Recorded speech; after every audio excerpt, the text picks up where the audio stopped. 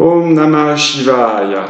Voici les trois axes au bas, gauche-droite, avant-arrière, qui vont nous servir à nous positionner dans la posture assise, jambes croisées.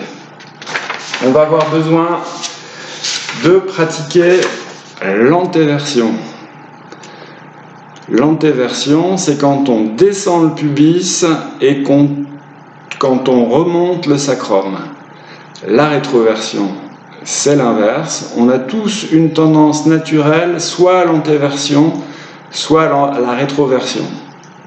Mais en tout cas, sauf exception, la plupart des gens en posture assise, jambes croisées, ont besoin d'insister sur l'antéversion.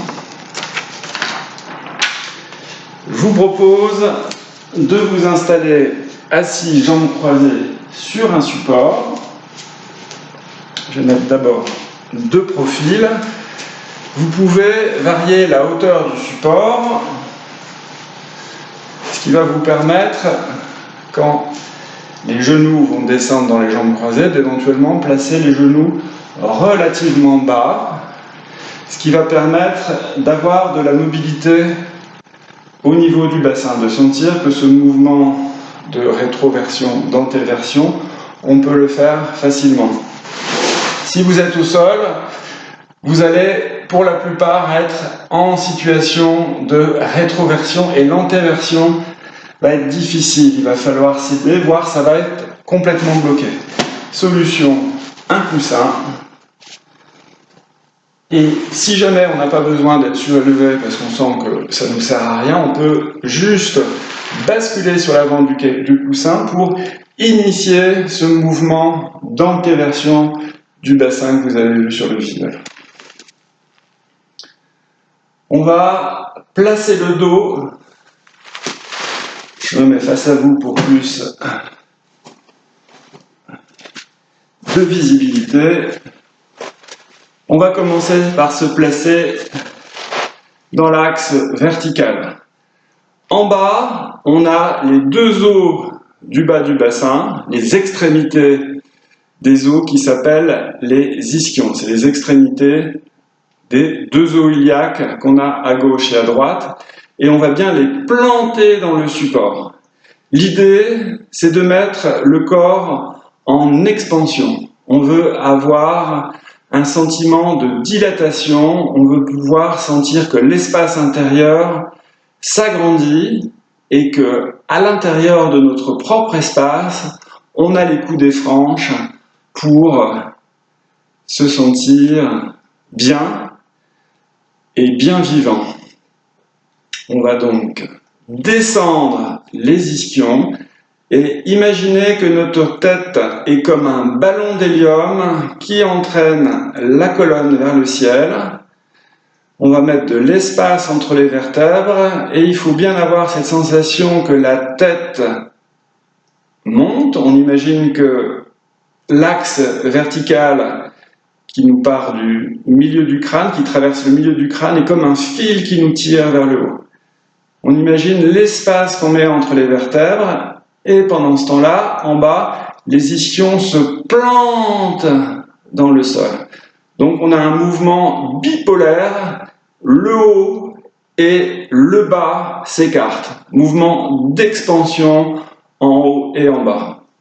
On va passer à l'axe gauche-droite. À gauche, imaginons qu'on a deux balles de tennis sous les aisselles. Ça nous permet de bien écarter le bord externe de l'épaule gauche et le bord externe de l'épaule droite. C'est un peu artificiel quand on le pratique pour la première fois, mais ça permet de faire un bon échauffement du haut du dos. Donc on met de la distance entre la gauche et la droite et on pousse à la fois à gauche et à droite, ce qui permet de bien positionner le dos. On relâche et on va passer dans le troisième axe, l'axe antéro-postérieur, avant-arrière, en langage simple. On va imaginer, on va faire plus qu'imaginer, on va envoyer nos épaules intensément vers l'arrière, intensément vers l'avant, juste pour sentir que notre dos s'arrondit, intensément vers l'arrière, et on va penser à notre sternum qu'on va envoyer vers l'avant. On peut envoyer aussi les omoplates vers l'avant. Donc les épaules en arrière, les omoplates et le sternum en avant et légèrement vers le haut. On refait depuis le début. On plante les ischions dans le sol. On monte le sommet du crâne, on met de l'espace entre les vertèbres et j'ajoute, on a plus ou moins nos balles de tennis. Là maintenant, c'est des balles de tennis qui sont un peu plus petites, mais on a cette sensation d'aller à gauche et à droite. Les aisselles, on les monte. Donc c'est un exercice qui n'est pas évident de sentir qu'on monte les aisselles. Pour y arriver, monter les aisselles, monter les épaules. Et maintenant, essayez de descendre les épaules sans descendre les aisselles. La sensation, elle se passe dans le dos. Là, vous êtes relâché. Là, vous placez le dos. Le dos en montant entraîne une sensation au niveau des aisselles. Et les épaules, elles se détendent. Donc, résumé, on monte la tête, on monte les aisselles. Par contre, on descend les ischions, on descend les épaules et j'ajoute, on descend les genoux qui se détendent. Donc on fait attention de se tendre à certains endroits et de se détendre à d'autres endroits. Dans l'axe gauche-droite, là c'est plus simple, on emmène l'épaule à gauche, l'épaule à droite, et il y a juste un réglage à faire pour éviter d'être psychorigide, d'être rigide. On est en train de vouloir installer de l'espace à l'intérieur, donc un espace de liberté, un espace de bien-être, donc on évite d'être en tension, uniquement en tension. On veut sentir la juste conjugaison de la détente et de la tension. Donc dans l'axe gauche-droite, il faut juste bien régler pour que cette tension devienne modérée. Dans l'axe avant-arrière, les épaules qu'on avait préalablement descendues, elles vont légèrement vers l'arrière, et vers l'avant, on emmène les omoplates, le sternum. Nous voilà fin prêts pour faire les exercices qu'on pratique jambes croisées, le pranayama, la méditation. Donc, dans un esprit de méditation, je vous rappelle que le yoga, en fait, c'est une pratique qui vise à la méditation dans toutes les postures, sans exception, même si cette méditation dans les postures de force, type l'arc où on va chercher les jambes derrière et on se tend, on reste que quelques secondes, mais on peut sentir quelque chose qui pourrait durer plus longtemps, en tout cas qui cherche à durer plus longtemps. Donc, si on s'installe dans la posture au moins quelques secondes, on peut sentir qu'on est à l'aise en haut et en bas. On a la bipolarité vers le haut, vers le bas, la bipolarité vers la gauche, vers la droite, la bipolarité vers l'avant et vers l'arrière. Et si on imagine sa présence au monde comme un gaz dans un contenant, on peut faire en sorte que ce contenant étant de plus en plus vaste, permet au contenu de se sentir de plus en plus libre, de plus en plus détendu.